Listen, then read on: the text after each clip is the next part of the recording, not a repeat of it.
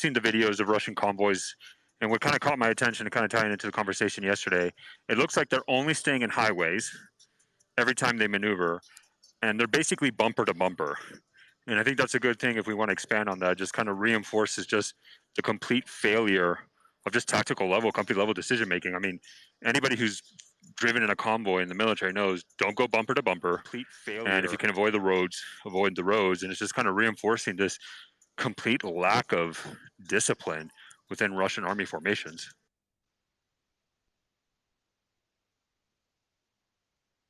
Yeah, we've seen. So that's another thing that has been observed or reported over the past day, and in fact, since the offensive began. And Patrick can go more into this, but there's been two issues. One is the kind of a conservative uh, uh, way that they've been using their armored forces and staying too close to the vehicles, but then also the carelessness of like encamping outside their vehicles and getting ambushed. So there's been both of those have been tactical issues for the Russians. There have also been reports, for instance, of them either selling off their gas in order to get food, or people who have been breaking into gas stations in order to get more fuel for their vehicles. So, Patrick, do you want to mention anything about the tactical discipline of what we've seen from the Russians?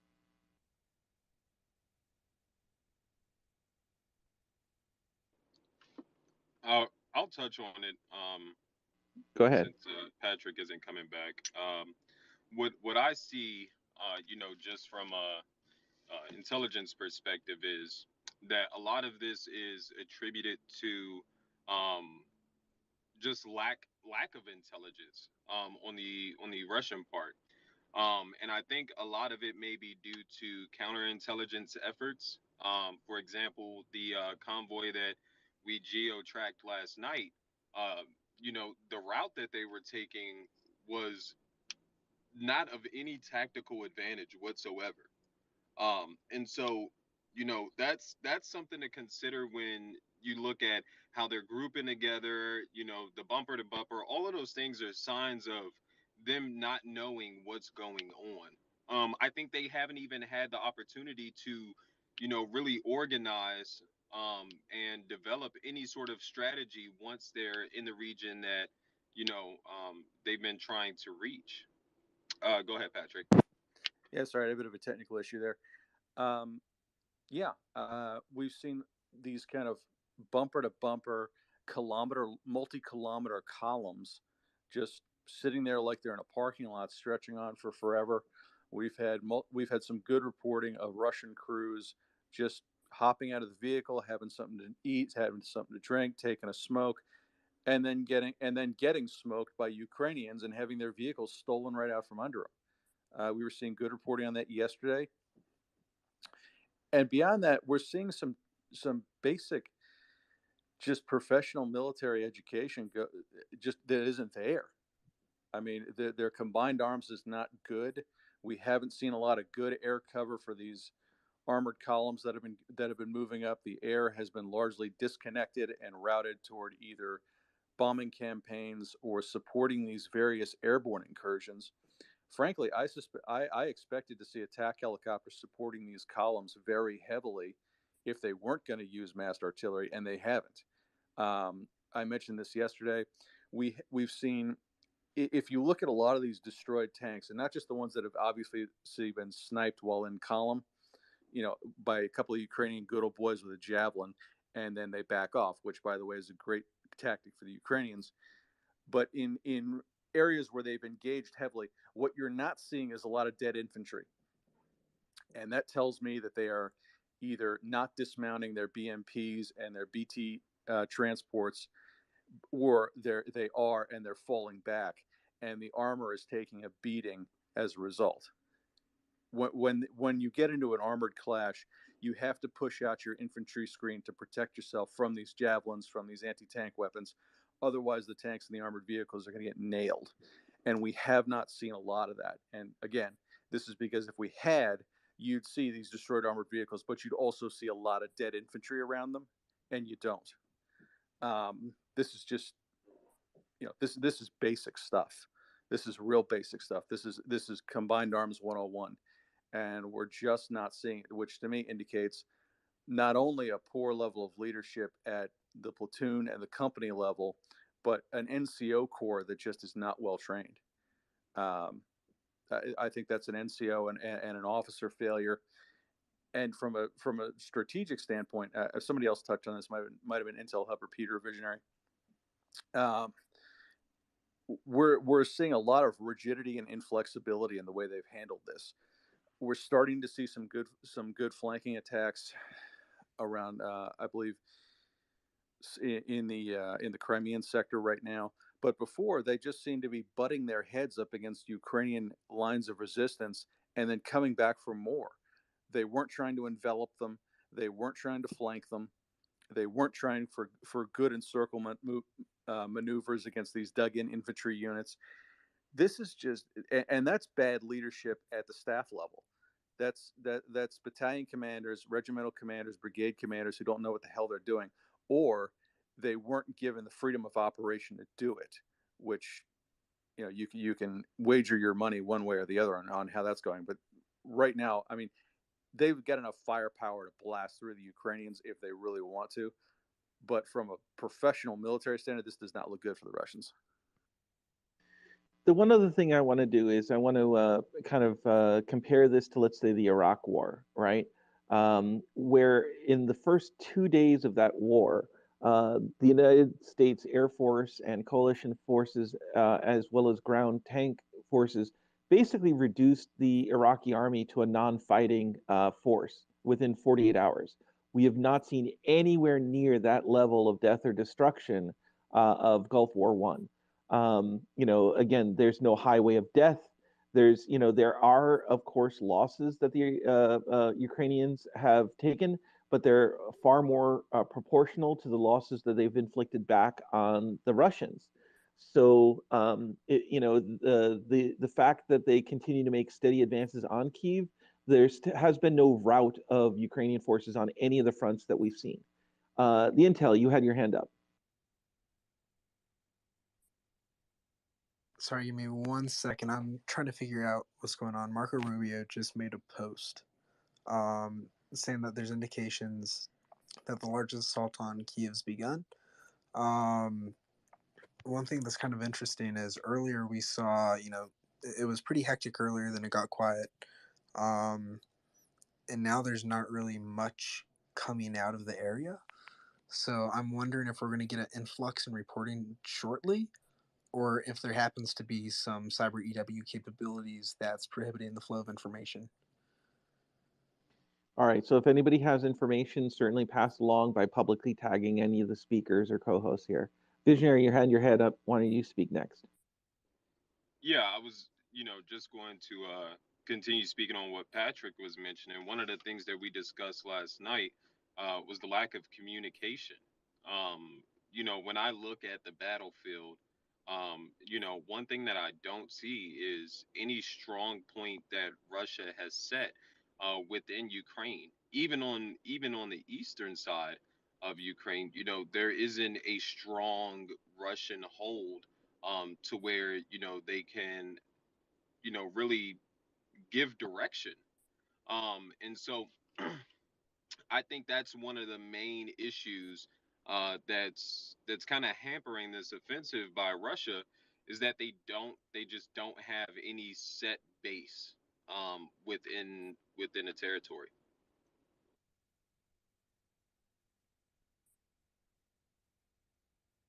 So, and again, yes, they're advancing on 4 different broad fronts, from the capital, from the Belgorod area, from the Donbass, and up from Crimea. So they, and in fact, there's a 5th front where they had the Marine landing in Odessa.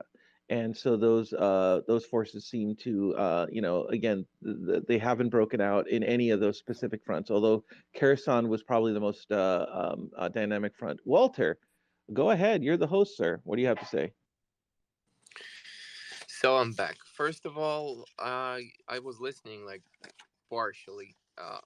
I wasn't getting the idea of this, not OPSEC, it's like PsyOps, with this nonsense in regards of biolabs. It's a red flag. You hear that? That's it. Move on.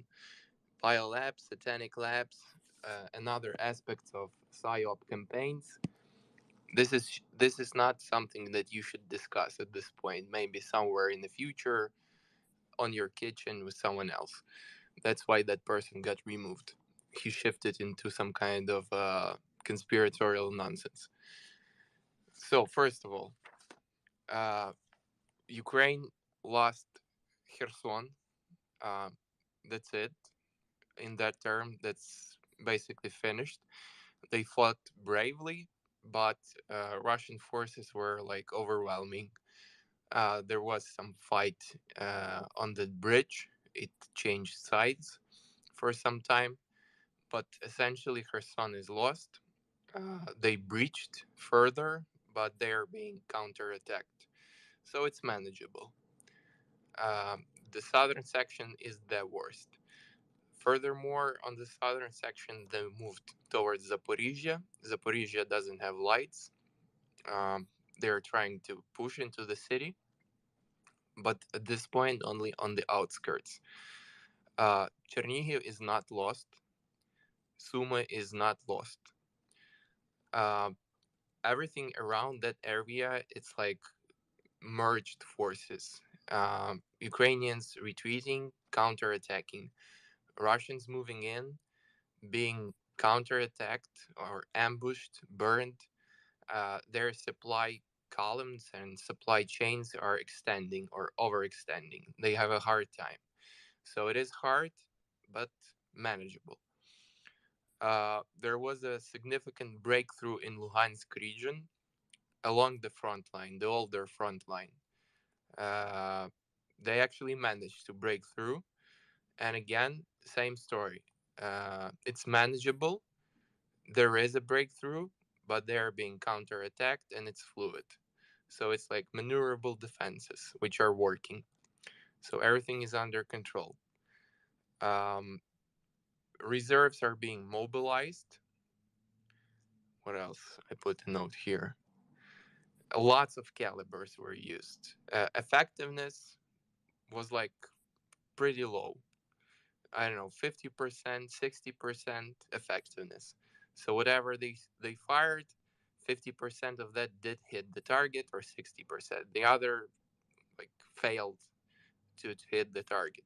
And even though if in theory it hit the target, it depends what kind of damage they actually inflicted. So in regards of rocket cruise missile strikes, it was kind of overestimated, but the threat is still there. What else? Ukrainian Air Force is still kicking. Many brave pilots were lost and killed. However, the Air Force is still existing and it fights back. Navy instead, it was a failure.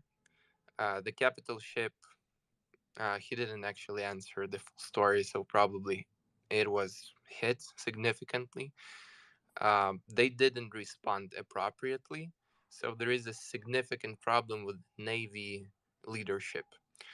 Um, and it also a big grievance because there was a lot of money invested into Navy, and all these resources could have been allocated to create or purchase more precision artillery or upgrade Tochkas U. Instead, they were wasted into the Navy, which didn't react appropriately. However, there are some exceptions. A couple of fast boats survived. Apparently, there was a counterattack on Zmyny Island. So uh, I don't know what happened in there, but there was a counterattack on Zmyny Island. What else? Mykolaiv, you already heard me. Mykolaiv was hit with rocket strikes. Specifically, they destroyed oil refinery and they destroyed Kulbakino airstrip in Mykolaiv. What you can do personally and what regular people in Ukraine who cannot be mobilized are doing. You can do DDoS attack on Russian websites. It also works and it helps, even on such basic individual level. Um, what else here? Yes, .u was used effectively. It is the first precedent that Ukraine fired back, not just on Russian troops on Ukrainian territory, but on Russian units on Russian territory. At least um, one confirmed kill, supposedly two. Um, it was killed because it was basically on the airstrip. Um, what else here? More importantly, there is a great need of every single unit or piece of equipment, because it's like mass mobilization. For example, because he's in charge of Save Life in UA, Taras Chmut. He was the one who basically gave the information. They purchased 6,000 radios, 1,000 thermal scopes. So they're effectively whatever that they get, they immediately purchase equipment and put it into the frontline or newly formed units from reserve units, which are being used to supply the existing units to get them to full extent capacity or build new battalion tactical groups. But they need equipment, and it's pretty hectic. Again, he told us that they need literally everything. They need even like vans, trucks, basic like stuff to move people around, because at the same time the armed forces are taking a hit, counterattacking, uh, retreating, again counterattacking. In the meanwhile, it's like a significant need of everything. Therefore, again, it's very much appreciated if you can donate to savelife.in.ua. Patreon get, had a scumbag move. They froze their accounts, but their bank accounts still work. You can transfer, or they started like new cryptocurrencies or something. You can donate via cryptocurrencies. Another good option. There is a official way to donate. It was because Save Life in UA is NGO, which works with the government. You can donate directly to the government. There is a bank account, and you can transfer funds. So whatever which is best for you. In case of Save Life in UA, I mentioned what they purchased. So there is an urgent need in every single thing, from like basic transportation, light transportation, to something more specific like radios or thermal scopes. Everything that they get, they immediately purchase, procure, grab from Poland, and transport it into Ukraine. Uh, so it's like the whole nation just puts their money and whatever they can, and diaspora, everything it everything goes to that, to purchase equipment and get people equipped and ready to fight. Uh, Many losses on both sides, not just Russian or Ukrainian. Both sides sustained losses. Again, it's a very fluid situation. Um, he was kind of content that Ukrainian army didn't hesitate in regards of, if there is a need, they blow up infrastructure, and then they tactical or in strategic way retreat, regroup, and counterattack. So this is like maneuverable force, which is the most important thing. Topol M in Belarus, or whatever they're using there, rolling around, driving around, it's more of a posturing, so don't take it into consideration. Whatever they have there, there's like, it's more of an intimidation move. Well, that's his assessment. um, Unfortunately, there were some elements implanted into Kherson, and they were activated, and therefore Kherson was kind of in the shaky ground where saboteurs weren't liquidated like in other locations. So what else here? Again, a very odd tactic, which actually we like. Russians utilize, these small airdrops. For example, they use two or three helis. They drop two platoons 30 airborne units or Spetsnaz units, but they dropped them. For example, in Odessa, they were dropped in Shkodnik or Skodnik airfield. And essentially, they don't have supplies, they don't have connection to the regular forces. They were encircled and eliminated. Not just there, it's the same thing happened near Zhytomyr, the same thing happened near Ochakiv. So, well, we like that. Keep them coming because they are effectively liquidated, eliminated, and they're using airborne troops, Spetsnaz troops, and everything else, and sometimes helicopters. Uh, a lot of trophies were captured. T-80s, I think you have seen those. Russian T-80s were captured as well as the trophies. Again, due to his, or according to his estimate, up to 1,000 armored vehicles, including tanks and different types of APCs, up to 1,000. Their losses are very significant. Hey, Walter, let me just break in. Apparently, the commander-in-chief of the Air Force of Ukraine has reported that they've knocked down an IL-76 with any enemy paratroopers aboard in the area of Vasilikova. So, Yeah, Vasilikova. all Good. right. That's good news. If that's true, that's about 125 to 140 soldiers, by the way. That's a company gone. Exactly. Walter, for reference, where's that? Vasilkiv Airport. I know I've heard that so many times. Let me So check. south of Kiev. Okay, So, yeah. so this is another airborne insertion into Kiev. Yeah, they tried. Well, yeah, again, this is like they use this weird tactic, as I mentioned. It's so weird. Yeah. If they want to keep wasting VDV units, power to them. Yeah, keep them I mean, coming. at this point, they're also going to run into supply issues because they're trying to attack Kiev, bypassing all the cities. Their line of communications are going to get extended. They're not isolating major urban centers, so you're just asking Ukrainians to do hit and run tactics against the supply line, and they're just going to run out of fuel. I guarantee you a lot of the vehicles abandoned on the road is not mechanical issues, because you would think before deployment that they've been there for months. They have maintenance to the max. It's probably because they ran out of fuel and supply, and they're trying to buy food from locals. What else?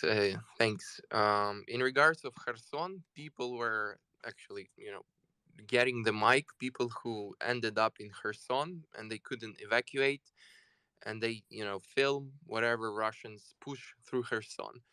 And apparently, it's a massive amount of armored units, and tanks. So she reported a person who grabbed the mic, and apparently she's in Kherson watching from the window. So they are basically counting. In 1 hour, they counted 150 Russian tanks and APCs moving by, and it was like for 3 or something hours. So it's like amounts of Russian armor amassed south of Kherson or in Kherson already is very big. It's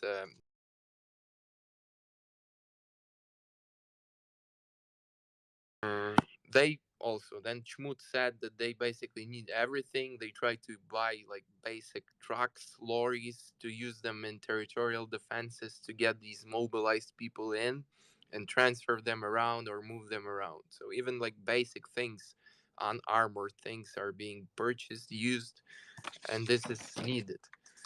That's why, I always repeat, donate to this Save Life in UA. Some people are like as usual, because a lot of people are grabbing a mic. What we should do? We have air alarms every, I don't know, 10 times a day, 5 times a day. And he told that every single air alarm is reasonable. There is a threat. So when they hear it, they should hide, even if it's like 10 or 50 times per day, because there is a threat if they turn on, or if they turn on the air alarm. In Sumy, it's also, again, Sumy holds, but around Sumy, it's very fluid. It's like Russian armor moving almost um, like parallel with Ukrainian armor, which is counterattacking. It's like this, that, here, there, like biting each other in different directions. A maneuverable warfare there. In Bucha, again, I told Patrick, or typed Patrick, uh, they managed to seize Bucha. There was shelling. Again, Bucha is in between that Hostomel airstrip and Kiev proper. Actually, there is one more city in between, but still. Bucha was captured, and what they are doing in Bucha, they are basically, there are reports when Russian forces entered high rises or apartment blocks, they threw people out of their houses. They made like firing positions from apartment blocks windows, hiding there, sniper points, and more, even worse, they moved their equipment in close direct proximity to the apartment blocks and therefore covered themselves from Ukrainian artillery. So this is effectiveness, but this is, I don't know. It's a war crime, not a war crime. This is how they behave. This is Russian tactic. Um, their supply lines apparently are stretching, as you said. That was also mentioned. They have a problem with that already. What else? It's dangerous for civilians to move around. Don't even think about, if someone here is listening. Maybe Tara was listening because she was asking about whether they should move from Odessa region or not, her relatives. I mean, it is dangerous to do that, especially during night. It's almost a death wish because they will be attacked and likely killed. During the daytime is less dangerous, but quite dangerous to move around for civilians on the roads. Belarus basically was a wild card that was played. No one a year ago expected that they will be moving in. But again, as I said, the biggest problem that Belarus created and Russian army stationed in Belarus created, that they moved to Chernobyl, then they moved south and alongside of the uh, Kakhovka water reservoir on that right bank of the river. This is the biggest problem from Belarus. Their push from Zhytomyr or around Zhytomyr, in between Zhytomyr and Rivne, it failed. It was eliminated and they retreated and lost significant units in there. Everything that moved from Belarus. Um, Again, I told you, Navy basically failed. It's a big, grievance there, but you got what you got. Poltava hasn't had any um, attacks so far. There is no war in Poltava yet. Zaporizhia lights off. I told you about. There is enough of manpower in Ukraine. Literally enough of manpower. That's what he stated. We have enough of people, but we don't have enough of equipment. This is the problem. Equipment is very much needed. Basic like armor, personal armor, helmets, scopes, everything like that, and up to vehicles, vans, everything to move people around to begin with, and then drones or commercial drones, everything like that is also purchased and used effectively. uh Hey, can I break in here, Walter? Just a couple of things. First of all, there's a company known as Premise Data, which was doing crowdsourced data and so this was basically a way. It's like kind of ad tech data, right? But yeah, I know crowdsourced. that we Hold on, discussed. wait. No, I got the update. Premise Data has just announced that it is pulling out all of its data from Ukraine. It suspended all operations within Ukraine, and they have a link on the at Premise Data if you want to read their full response. So basically, they got the feedback that their data was being used to geolocate Ukrainian citizens, and they've removed that as an operational I security know, threat. Peter. We Let me put it this way. I know it, and we should not discuss it. Okay, fair enough. Grammarly, you So have your hand up? yeah, and pretty much it. Again, finally, this was a big morale boost and a very big, morale hit for Russians, that they were that their airfield was hit by Ukrainian Tochka U. No one actually expected that in Russia, so they are like kind of flabbergasted by that. In regards of overall Russian morale, it is also kind of deteriorating because they have no idea what they are doing. Not even regular conscripts, but even more professional units. They have no idea why they are in Ukraine and what is the reason, and therefore like morale is far from the best. So pretty much it. I made my notes and I conveyed it here. Thanks. Okay, Grammarly, do you have something to add? Peter, real quick, Clinton's back with us if we can get him back in here. Okay, what's his handle? Is that OSINT? That's Clinton Devereaux. Okay. Is our Canadian buddy? I'll get him in. You can continue. I'll take care of that. Can I point something out real quick? Oh, really quickly, if you don't mind, Intel. I'm receiving reports that Kherson has pretty much been held by Ukrainian forces, and that they've pushed the Russians back across the Anatov Road bridge that we were discussing last night. So good news coming out of there. Hopefully it's valid.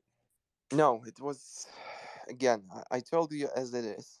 Yes, there was a counterattack, but now Kherson unfortunately is lost. Kherson is a problem. Again, there was a problem of saboteurs on the ground. They helped the process. Again, it was counterattack. There was battle in Kherson, but unfortunately, Russians pushed through. So at this point, Kherson is not controlled. Interesting. Thanks for that, Walter.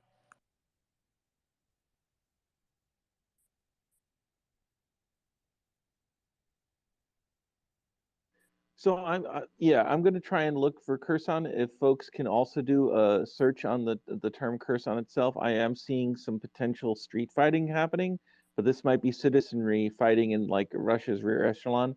I don't know that it's the same thing as Ukrainian army. Likely, because the units retreated.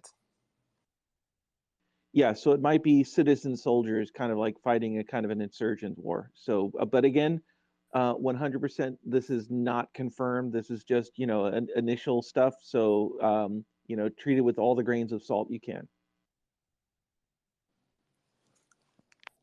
Okay, am I good to talk real quick? Please go ahead. Okay, so about the IL-76. I think this is another instance of Russia showing their lack to conduct effective operations. Even if this was the only asset that was going to be conducting airborne operations into Kyiv, the fact that they did not properly conduct seed and the only asset they sent got shot down is incredibly important. It's more of the same from what we've been seeing for the last 48 hours. And if there is more that's going to be inbound, it shows that they're not committed to actually conducting decisive action. So I think that's something to point out. I know there's been like lots of claims that maybe it's just conscripts right now. I'm not sure that's the I doubt you're dropping conscripts by an LO-76 in the rear echelon of the Ukrainian army. Exactly. We have to be seeing conscript right now. Or not conscript, I'm sorry, contract. But just wanted to point that out. I see it as a lot more signs of lack of being able to actually gain the initiative and conduct decisive operations, which is really good for Ukraine. Well, the other thing is it shows that they're not really suppressing surface-to-air fire, right? They haven't cleared the way for any of these overflights. Yep, which ties exactly into their enabling operations beforehand. They're failing to conduct seed for these operations, as well as troops on the ground. They're failing to enable their actions with self-propelled artillery. So we're seeing more of the same when it comes to lack of coordination and effort placed onto the battlefield.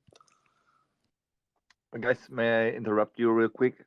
Joe Trustman, research analyst, just released the sanctions of the U.S. Department of Treasury against, as said before, Putin itself, the Minister of Foreign Affairs, Lavrov, as well as to Minister of Defense and Chief of the General Staff of the Russian Armed Forces, Valery Gerasimov. So for immediate release. It's the press release. I'm just going to jump in here quick. I apologize. I've been out trying to gather some stories here to share. So some of this may have been discussed already. If it has, just let me know. Justin Ling, who's a well-known Canadian journalist with a lot of inside connections, is reporting that Anonymous has knocked offline the website for Russia's defense ministry. And they have also leaked the personal information of ministry employees. So I tend to trust Justin Ling, and if he's saying that, that is potentially some good news.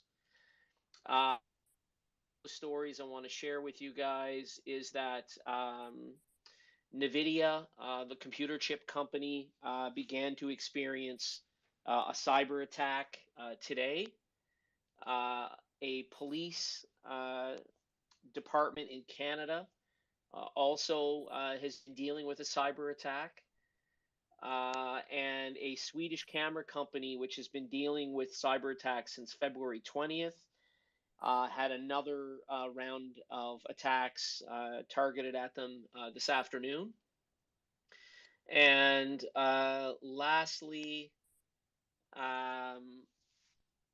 there is some additional meetings going on in Canada with our allies about sending additional troops and equipment not into Ukraine, but like into the region. So anyways, that's some of the stuff I have here. So thanks. I'm going to place myself on mute. And as I get questions from the audience, I'll make sure to forward them through. Hey, really quickly, I just want to touch base on what I just pinned up in the nest.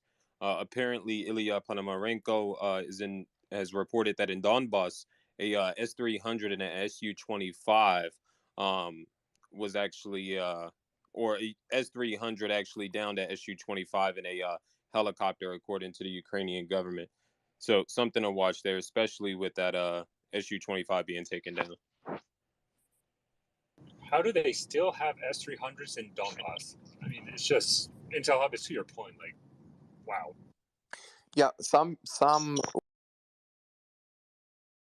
but they're currently reloading, basically. Rockets reloading, everything reloading, whatever remains is still kicking.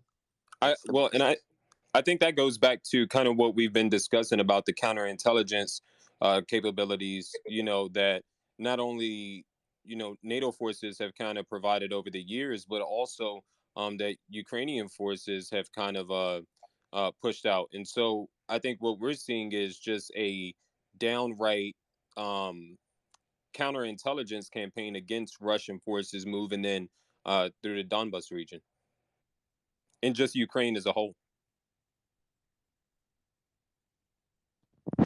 I must say that if the Russians once again failed an airborne invasion with the Ilyushin 72, that would be a great blunder. I don't have any idea why they're still trying to do that. Kiev has clearly shown that it's well defended with SAM units, so I have no idea why the Russians just keep on sending single aircraft into that area. Well, beyond that, in any competent operation like this, you would expect the air defenses to be a primary target if you're looking to do an airborne drop or a heliborne insertion. They haven't been conducting dedicated anti-air missions that we can see. I mean, you would expect these Su aircraft to be hunting down radars and blowing them away. But if they still have S-300s in action, in position to effect a shoot down over Donbass, the Russians haven't been serious. I mean, and that kind of goes to what we've seen with their general restraint, lack of support fire. They thought this was going to be a cakewalk. You think we can buy him a case of Flight of the Intruder, maybe? Hey, real quick,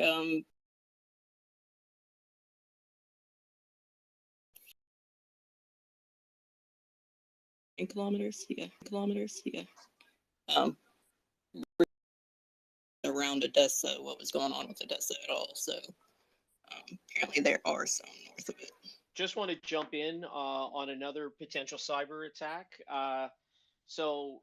British Airways employees have been telling passengers that they've been dealing with a cyber attack. However, the official word from British Airways is that it's a software issue that they're in the process of attempting to resolve. So there's a bit of a disconnect.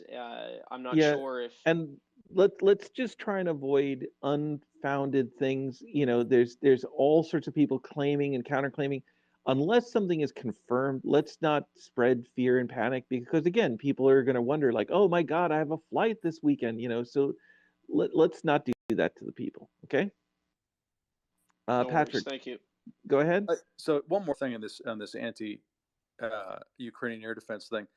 I happen to know an old Army Hawk guy who happens to be my dad, and he was just telling me that this has been an issue with the Russians since forever. They actually don't have dedicated wild weasel squadrons, which was news to me. I find it somewhat shocking, but as I'm looking at this, that tracks, and that may be what's costing them here. I didn't know that. That's convenient, at least for us right now. Hey Walter, OSIC said he can't get in. I don't know. Maybe it'll work for you.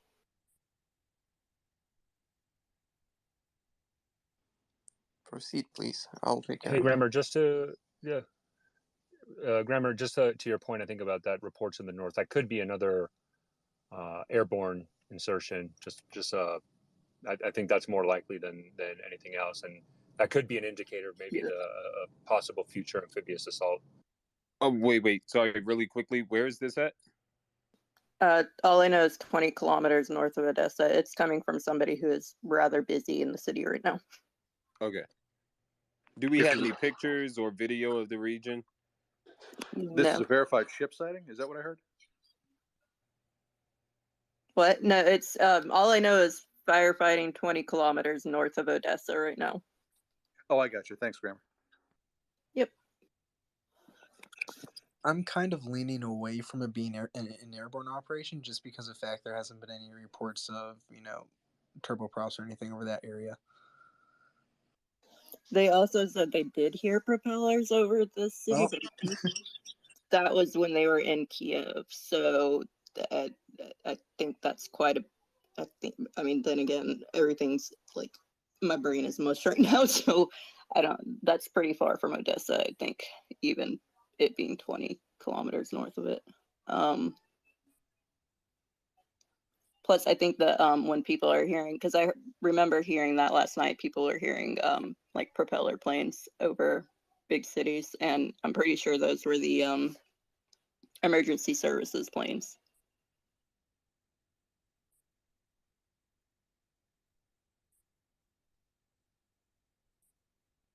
So overall, it's not that bad.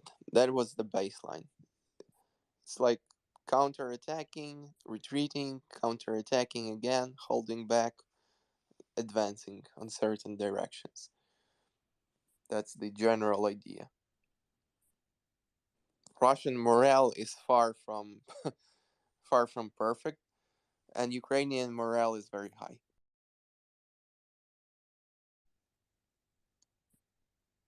My morale. In other news, go ahead. I just saw a video where a Ukrainian man is punching Russian vehicles as they pass by. It's shows that the Ukrainian people have great resolve. Just to circle back to earlier this morning, there's a push again in the last 45 minutes when it comes to the sanction side to have Russia removed from SWIFT. Now, whether that goes anywhere, we don't know, but there is a push now. Multiple reports coming out of Canada that they are having those discussions. And I think that's great. Just to break in, sorry. Glad to be back, guys. I was just napping. So Quentin, you were saying something about hearing about more Canadian troops going in or going outside, say to maybe Poland or another location or more to Latvia. Yes, that's correct. It might be medical corps, it might be, you know what I mean, some logistical support, which is great. Yeah, I think that now is the time to get Russia off of SWIFT. I think now is a time where you can hit them hard enough economically, and it's gonna affect them greatly. But I worry about what the Chinese are gonna do to back them up. This is what I really, because I mean, I hope it looks like they won't, because it looks like that they're kind of skeptical too, and which is really good. I mean, I know that the Chinese have a conscience too, even though they may be on similar sides. The Chinese see what's going on too, and what effect it's having. I tell you, the praise to the Ukrainian forces on shooting down that IL-76. That's quite a. I can't believe it. It shows what Patrick said. The blunder. S-300 still in Donbass. It's what a blunder. I've never seen a professional military make this many mistakes in a massive campaign. Just to jump in there, when you mentioned the Chinese, so what we talked about this morning has been confirmed by Bloomberg as well as Reuters, that China state banks are restricting financing on Russian commodities. That's So good.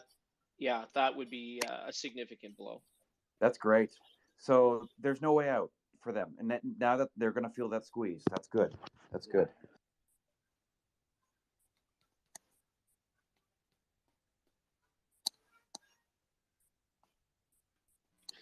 Yeah, I think somebody mentioned that Italy took away their objections about the SWIFT restrictions. Guys, I have another question. Today came up that Putin said that he will end all diplomatic interactions or diplomatic lines to countries who put sanctions directly on him. I can't find something like this at the moment. I don't know. Maybe I'm just off that'll be half with the planet. Googling. Huh? I said, if he's serious about that, he'll end diplomatic relations with half the planet. Yeah, but this was a topic today here, and someone I can't remember. Circle back to that. That's a great point. So one of the things that came out of Canada very late this afternoon was that they've also now introduced sanctions to Putin himself, his personal wealth, the investment firms and companies that he has money going into, and that they're not only going to freeze money, but my sources are telling me that they're looking to seize financial assets.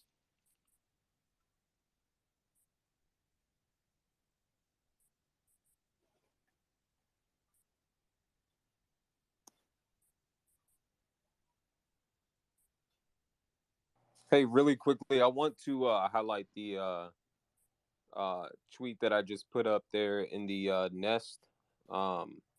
Says as Russia continues, and this is Zelensky, by the way.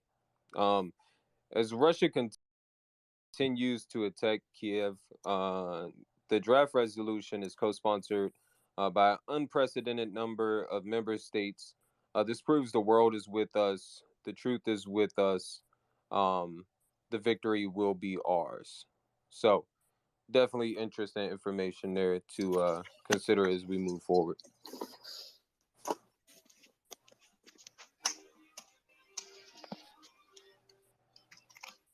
Okay, and I just want to mic up again to give people kind of a reset of the room and some ground rules we have for the audience, because we have thousands of people here. It's very difficult to get everybody who just wants to chime in on one particular topic up to the stage. If you do want to speak, we would now have to have somebody else step down to speak. What you may want to do then is in a DM or open tag one of the co-hosts or one of the speakers, the question that you'd like to ask.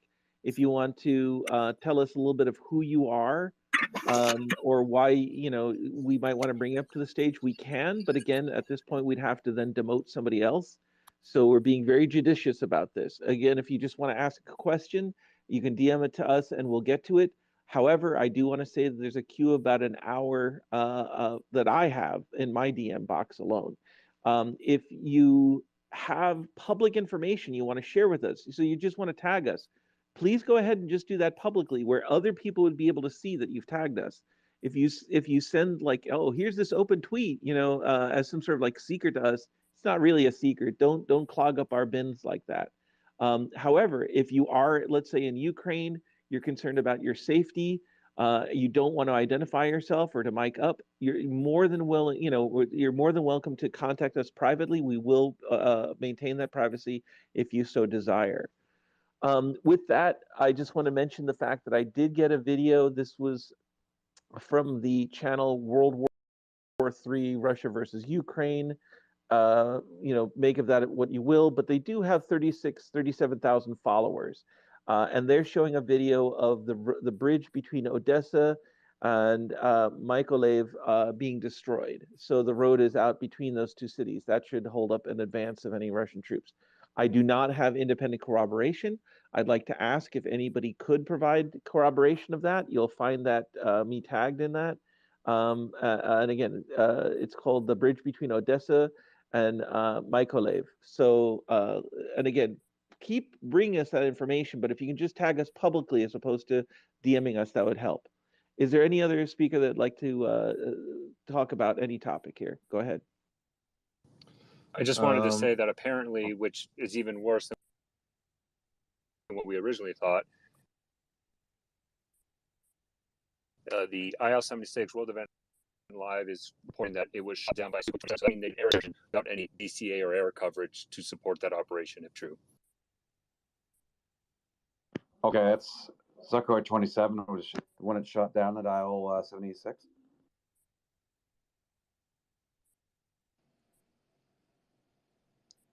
Do we have any updates on additional Russian helicopters that may have been taken down at some point in the last 20 minutes?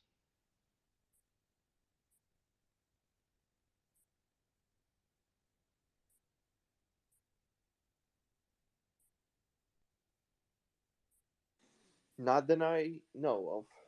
I personally don't. Peter, you just got tagged under a tweet with a video of a bridge that it could be. All right, thank you very much. Walter, are you here? Are you listening, or are you? Yeah. Yeah, Walter, I got a interesting direct message with a question of Ukrainians living abroad. Did you heard something that some are coming back to fight? I mean, your president asked for this. I mean, he asked for everyone who can fight, but do you know about Ukrainians coming back to the Ukraine, however, through Poland or whatever, to fight? Yeah, I personally know a couple of individuals. These are not my acquaintances of sorts, but I know them via my friends. What else? But also let me put it this way: we've been asked like, oh, do you know anybody coming back in into the country to help fight? I'm going to say, even if I knew that, I'm not going to share it because that's putting that person at risk, right? So if people are returning to fight for their homeland, we should not be mentioning them. Again, let's try and avoid any sort of picking out of individuals that may be returning into country, because then that turns them into a target. Of course, individuals was more like about general that people are doing this, not. Yes, there have been people mentioning that they're returning to specifically, either join their families or to take up arms. But let's not, let's try and keep that, individual safe as possible. And also, there was a discussion in regards how can one join the Ukrainian army if he wants to volunteer and fight. and again, it was emphasized there is enough of manpower. The problem is the equipment. The problem is the equipment. They are desperately trying to equip these people, gear them up, buy some scopes or basic means of transportation. Like a lot of stuff is being bought to make them not a cannon fodder, but something more or less useful. 1 second, because I got blocked here from my home screen. Again, if someone wants to volunteer and join the fight in Ukraine and help Ukrainians, the way to go is take any flight close to the border, get as close to the border, then on foot or on a vehicle, you basically cross the border into the closest big city, I don't know, Chernivtsi or Lviv. Apparently, probably only two options of the big cities close to the border, and find the only big like recruitment office, Viskomat, it's called in Ukrainian. It's like a recruitment office or an office where mobilized people are gathered when there is a mobilization, and then you're good to go. Pretty simple.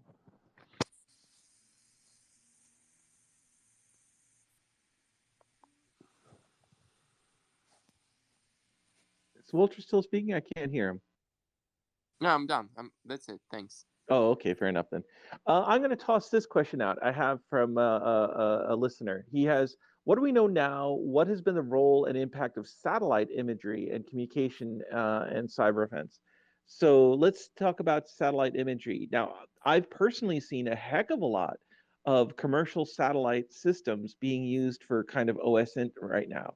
The fees are low enough so that people can just go ahead, get a subscription to these services. And I've seen a lot of, for instance, day after and day before and day after looks at, let's say, loggers, these camping sites for the tank parks. Another thing I've seen is the satellite imagery used for infrared for wildfire detection. And that's been used to determine hot spots that are, again, where there's armored vehicles operating. So does anybody else have any stories that they've seen of the effectiveness of satellite imagery or other kinds of communication of this?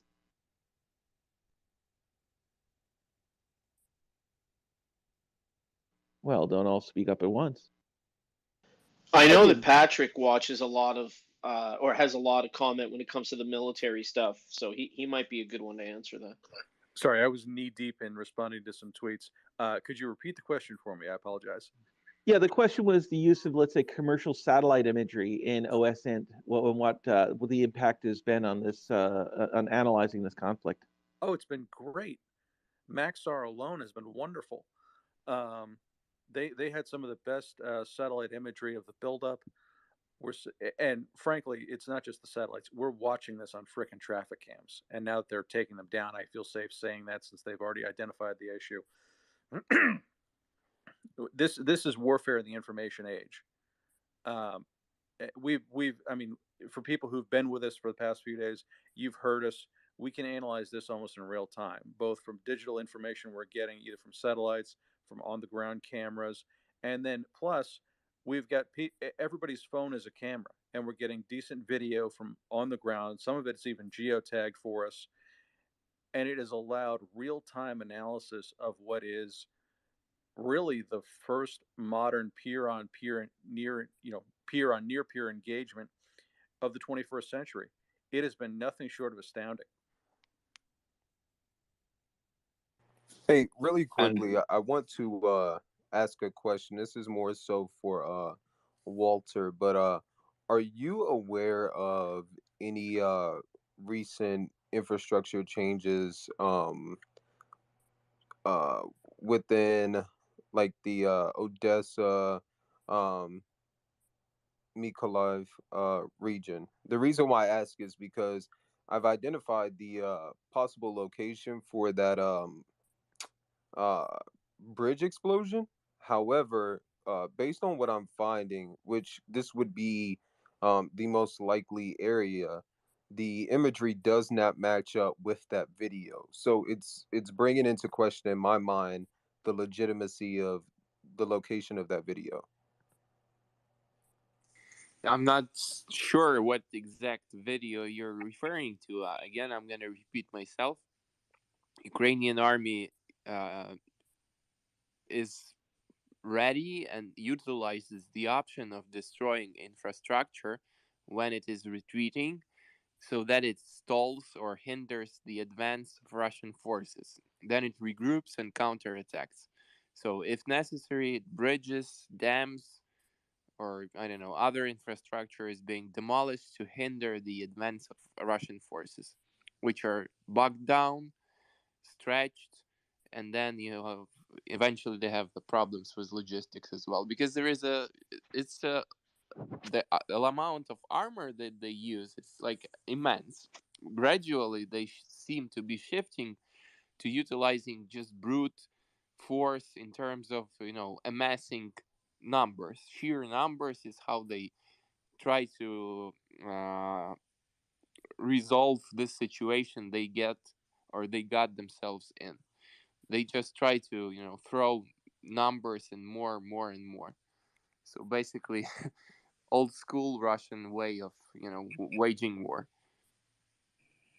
The crazy thing is, if they used their doctrine, it would probably turn around, and that's what we really have to hope doesn't happen. Like, just keep going at it old school. Well, Intel, they have to know that. I mean, I've been talking about this past couple of days. They've got to know that they're taking a beating, and they've abandoned what their own operational doctrine says will make this work for them. What do you think's going through the minds of the commanders on the ground? It's like, incredible. honestly, their talk has to be the worst environment ever. Oh, they've got to be tearing their hair out over this. I'm trying to wrap my head around it, but I can't. Sorry. This has got to be some type of higher echelon direction, either from Putin himself or from the general staff. But then what's the end state? The basic troop failures, I get. That's a matter of lower echelon training and readiness. The strategy of this has got to be Putin and his generals. It's got to be. Yeah, you think so, because we keep seeing it for the last 48 hours. It's just instance over instance over instance. Right. They're not learning, and they know what to do here. These are not stupid people.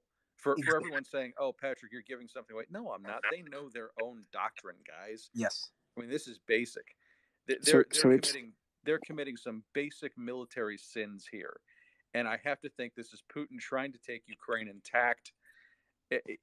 That's the only thing that makes sense to me on this, because they're not. I could understand if they're not just blanketing everything with artillery because they've got supply problems, but they're not even using most of the air assets they pre-positioned, and they spent months building up the supply chain for those guys. Yeah, I don't know. Maybe they're trying based off of to everything that you've just hold said. off on actually utilizing. So, just quick question. So, based off of everything that you've just said, Patrick, is this a screw up, like an arrogance screw up, or is this a general lack of understanding of what they're doing and what's happening on the ground? I mean, little column A, little column B. I don't think it's a mutually exclusive proposal. I mean, as we're watching this, yeah. This is it might be somewhere in between those 2 points. Patrick, I am concerned that the Russians appear to be rather inefficient on their combined arms doctrine. Their tank units are being nailed down, and their infantry platoons are not protecting their armor. Also, their stupid cages apparently are not working. What is happening, and what would be the correct way to implement a combined arms doctrine in this scenario? Because they are allowing those javelins to hit on those tanks like if it were intentional. And well, let's hope they don't correct it. I will give you the basic combined arms 101 version of this rather than anything specific, so that we really don't help the GRU here. This is basic. When an armored column comes into contact, not only do you disperse, get online, and get out a column, your infantry has to dismount and push forward a screen to protect you from these kind of man-portable anti-tank You know what? weapons. Let's not give them any more info, Patrick. You're right, because they're Yeah. most likely. I have a couple things that might This provide a is little bit of insight into yeah, this. Intel. This is Doctrine 101. They knew this in World War II. Yep. I mean, Spot on. yeah, this is So very the basic stuff. the only historical context I want to give is that during wartime, generals that have not been able to do what the Russian commander has wanted have faced a firing squad, right? So these guys are not necessarily coming off as the most effective, operations and strategy folks. So, we'll have to see who's going to get demoted or stripped or something like that, because definitely, I mean, somewhere back at the Kremlin, somebody's asking for heads to roll already. If that was Also, happening, I though, do want I to would add to expect to that. see I changes think by one now. of the points that is at play here is I think that Putin truthfully believes that the world stage, some places in a world stage, actually sees him as some sort of liberator. And unfortunately, there are a few states that believe that. However, when we look at some of the casualties that have been taken, I believe that this could possibly, not all, because I do agree with Patrick. I think it's both scenarios. And will try to use some of the casualties to his advantage, to still try and push the narrative that this was a peacekeeping mission and not actually a full-on offensive, or just the special military operation that he said. Regarding Stoltenberg, Secretary General of NATO, he declared that any cyber attacks to any NATO members would be considered in order to activate Article 5 of the North Atlantic Treaty. Are there any updates about the NVIDIA hacking and the British Airways hacks? Would that be able to trigger Article 5 by itself, or would that just reinforce the Article 4 measures that have been in place? That's not enough to get that reaction. The only thing, in my opinion, that would get a reaction at that level would be cyber attacks that you see knocking down critical infrastructure, knocking down logistical routes within nations, stuff like that. And even then, it's questionable as far as the resolve would be after that. And then also considering the fact that I think significant loss of life would also have to occur as well, due to whichever cyber attacks are done. So it would have to hit something like, critical infrastructure. Okay, critical infrastructure hand up. that affects the population. Go ahead and finish, and then we'll let Grammarly go. Go ahead. Visionary, you were still speaking? Go ahead. No. Sorry. It was just that quick piece that I think it would have to be infrastructure that affects the mass population. All right, Grammarly, go ahead then. Yeah, I was gonna say I don't think it would necessarily. I mean, I have to. Did they release anything about what the actual, not contract, whatever they agreed to is in detail, or is it just kind of that general cyber attack things? I wouldn't think you would necessarily have to have loss of life, but significant impact to daily functioning or things that make you vulnerable to, a cyber attack on Ukraine right now leaves them more vulnerable on the ground. And then also I was going to say about, I think I mentioned last night or earlier today where I had stumbled across some Russian people on Twitter posting about St. Petersburg Medical School something getting basically drafted. I stumbled upon more of that because at that point it was just a Telegram post announcing it, and then further in the thread I found somebody posting where basically it was they had gotten conscript drafted something, because it definitely wasn't for the medical school. I'm pretty rusty on my Russian, but I could tell it wasn't for that. So, and then they posted something about how their parents because this was like I think it was her brother and like her parents and her, and apparently I don't know for sure. The general idea lines up with what the POWs are saying about how they were all told it was for training. I don't know for sure, but that's what I've seen a little bit. And then also to add on to that, they're expecting something fucking huge to hit their hospitals and soon. They have called for what the hell is that? Infectious disease specialists, medics, Immunologists. like their Hold on, hospitals are Daniel. Yes, expecting we a can lot. hear you, but please raise your hand. There's a number of speakers ahead of you, so go ahead, Grammarly. Yeah, basically it's a huge long list of basically they're calling up every medical professional they have in that country right now. So I think that has to do with what's going on in Ukraine. Okay, Enclave was next. Go ahead, Enclave. Okay, I just want to say that we tend to believe that the Russians have this great master plan that's very detailed and has all the steps to take Ukraine. But it's also possible that the Russian military basically thought that they strike fast, they strike hard, and Ukrainians will come to the negotiating table immediately, and the front just collapses.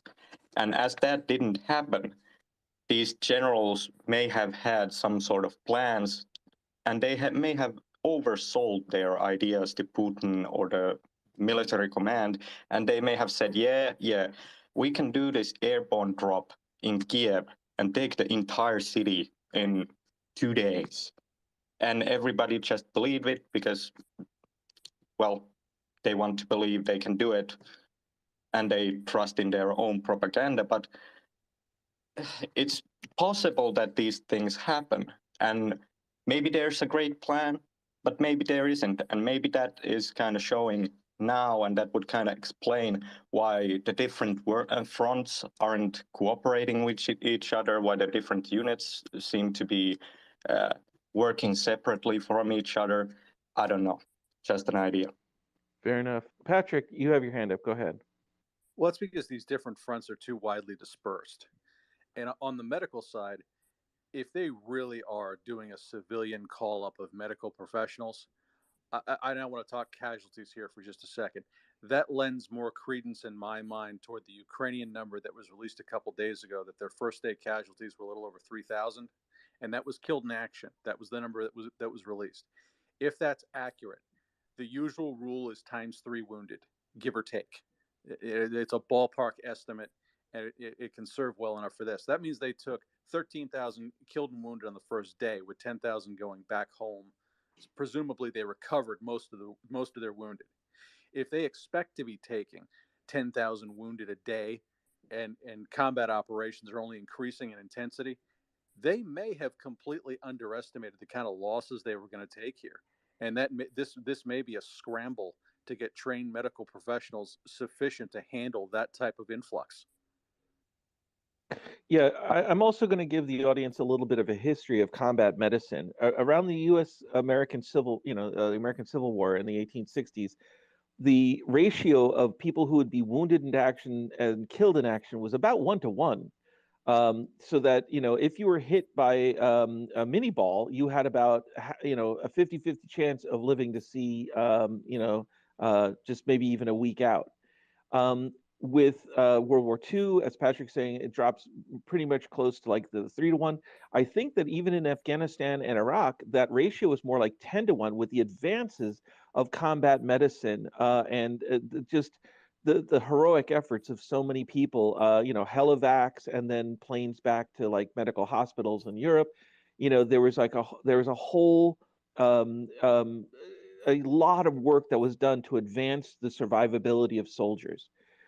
Now, Russia doesn't have that same kind of experience, doesn't have the same kind of logistics system set up. So maybe a 3 to 1 casualty of like wounded to KIA is more appropriate for them.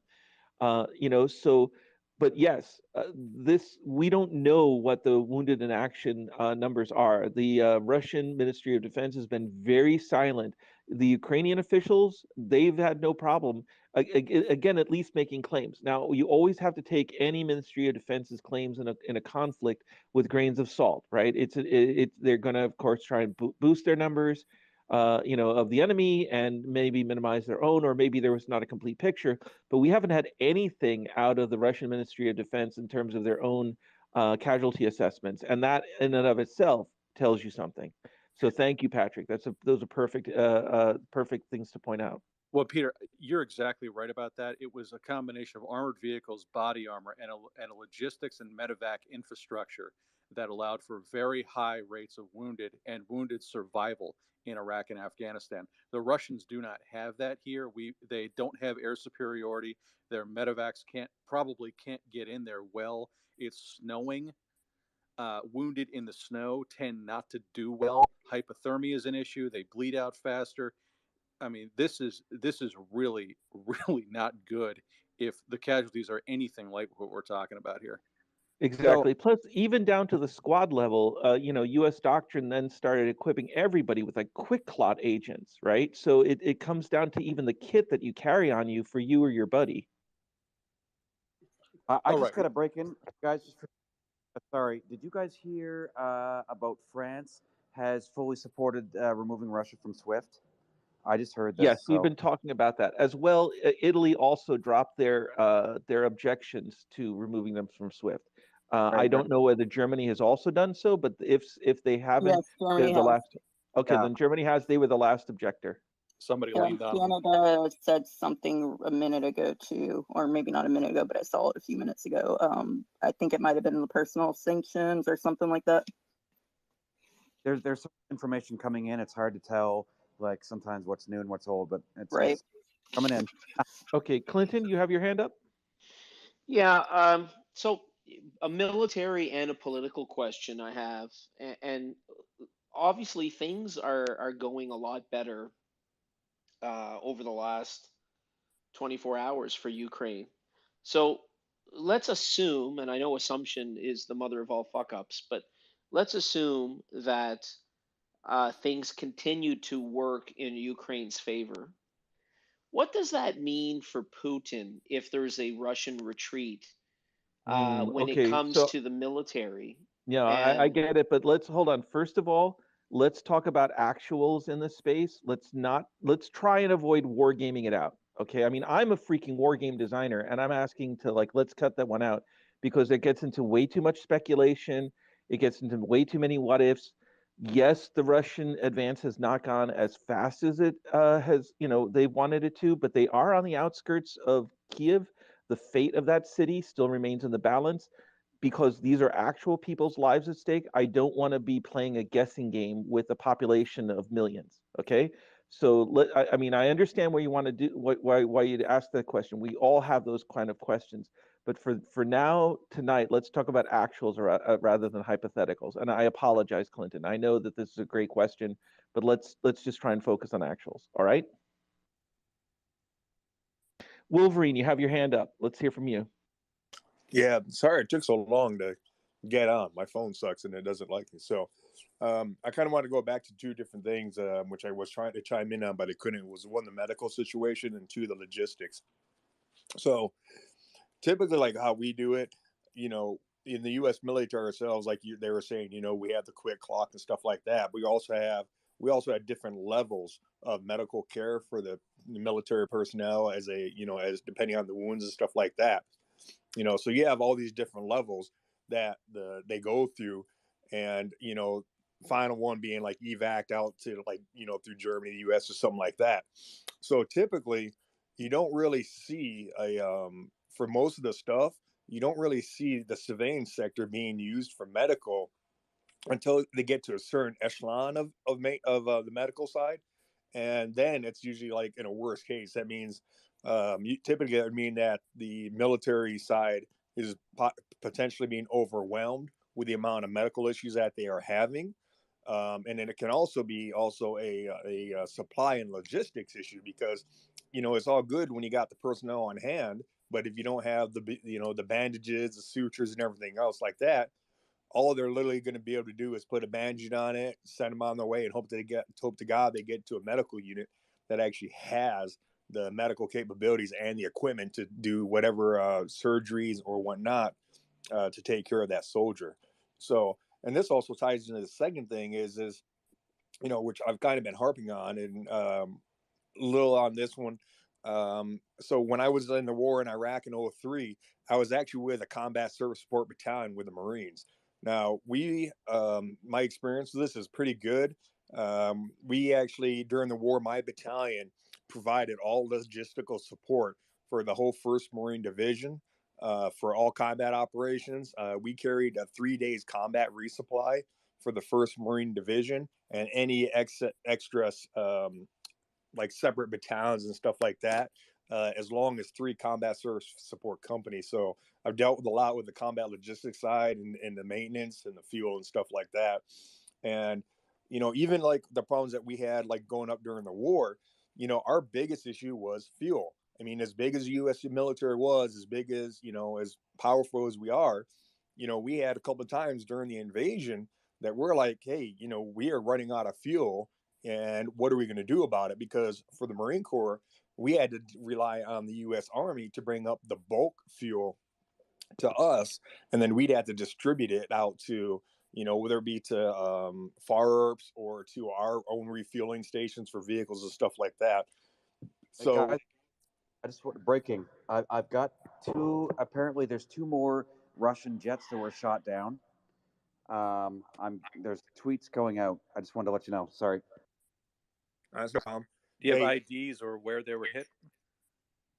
I'm checking here now. Aerial losses near Veliskev. That's the area. Nolan Peterson's also pushing out that there's explosions in Kiev again. Okay, thanks. So going back to the logistics side, we relied on the Army, and at times, it was hard for the Army to even get to us with the especially refueling our tanks. So the amount of fuel that I'm willing to bet that these guys are going through, because of the fact that they haven't met a lot of their objective, I'm betting you that they are going through, thousands and thousands of excess fuel that they weren't planning on using. And that is also going to cause another issue because they've got long logistics trains, and getting that stuff to them in a timely manner. The Russian army is not known for good logistics. Their logistics suck, and I think that is gonna, if it keeps on going, I think that's gonna hurt the Russians significantly more than it will hurt the Ukrainians, the logistics side. So. Hey, also, Wolverine is sporting a wonderful icon, and I wanted to just point out that in our audience there is Saint Javelin, the patron saint of anti-tank guided missiles. I have this posted in my feed. It is actually, even though these are kind of snarky sort of graphics and a little bit heretical, I would say. The proceeds for the T-shirts and stickers for Saint Javelin are actually benefit children who have already lost a parent. Again, remember, there's been about 14,000 people that have died since 2014 in the Donbass and surrounding areas. So if you would like to just buy a T-shirt or sticker, that will help a kid who has already lost a parent to this conflict. So just want to thank Wolverine for sporting the Saint Javelin icon, and for Saint Javelin for making some wonderfully timely art. Okay, Enclave, you have your hand up. Talking about fuel, has anyone seen any signs or activity of the Russian fuel pipeline troops? They were spotted before the invasion. These are the troops that carry like small pipelines in their trucks, and they can basically make artificial fuel pipeline through the invaded areas, but I haven't seen any sign of them. On the other hand, they haven't advanced that much. Well, I don't think that in the case that they're going, I think that if they were to do that type of thing, that would actually prove detrimental to them, just because it's like, oh, hey, look at pipeline, blow it up, and then there goes your fuel. That would expose them too much. I would expect more to see long logistic lines of actual fuel trucks, because you can somewhat better protect the fuel trucks than you can a fuel line. Okay, and again, I keep on seeing this, so I'm going to remind the audience of the ground rules, because we have thousands of people here. People say things like, oh, can you bring me up? I'd like to ask a question. That's not going to get you recognized to speak. What we need to understand is, who are you? What's the question you'd like to ask? For instance, if you DM me with, like, can I ask a question? Why don't you just ask me the question, and then I can read that to the group.